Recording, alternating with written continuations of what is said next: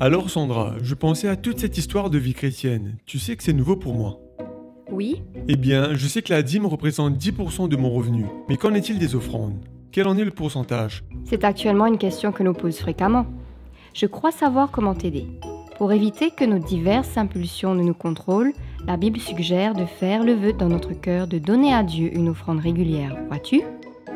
Mais comment devrait être ce vœu? Je veux dire, dois-je faire un vœu de donner une somme régulièrement? Eh bien, je suggérerais que tu prennes en compte 4 aspects. Premièrement, la priorité. Dieu en premier devrait être ta devise dans chaque aspect de ta vie.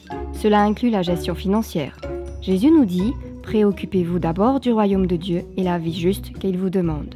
Dieu promet également de subvenir aux besoins de ceux qui donnent le meilleur de leurs revenus, avant de faire toute autre dépense. C'est une question de foi. Le deuxième aspect, c'est la régularité. Tu sais que nos cœurs sont trompeurs, n'est-ce pas? Donc la régularité de l'offrande ne devrait pas être déterminée par le calendrier, les désirs du cœur, les appels venant de la chair ou la sympathie pour un projet missionnaire ou pour un ouvrier. Au contraire, elle devrait être déterminée par l'initiative divine de donner. Ainsi, à chaque fois qu'il nous bénit financièrement, nous devons reconnaître son origine divine, en rendant la dîme et en tenant notre promesse. Le troisième aspect concerne un système. La Bible suggère un système proportionnel basé sur un pourcentage. C'est un moyen plus équitable pour rendre à Dieu ce qui lui appartient. Ainsi, si nous spécifions un pourcentage, nous lui rendons, comme offrande, cette même proportion de tout ce qu'il nous donne.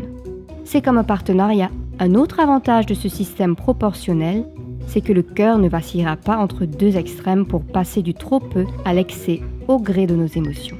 Enfin, le dernier aspect, c'est la période. Il est important d'établir une période pour ton vœu. C'est ton engagement, peut-être 1 an, 6 mois, et puis évalue et réengage-toi pour le même pourcentage ou pour un pourcentage différent. Est-ce que mes explications ont répondu à ta question? Absolument. J'apprécie l'explication, professeur Sandra. T'es bête. Alors que vous adorez le Seigneur aujourd'hui, renouvelez vos vœux devant lui. Décidez dans votre cœur d'un pourcentage fixe comme engagement à lui rendre en retour de chaque bénédiction financière qu'il déverse dans votre vie. Mettons nos désirs en dernier et Dieu en premier.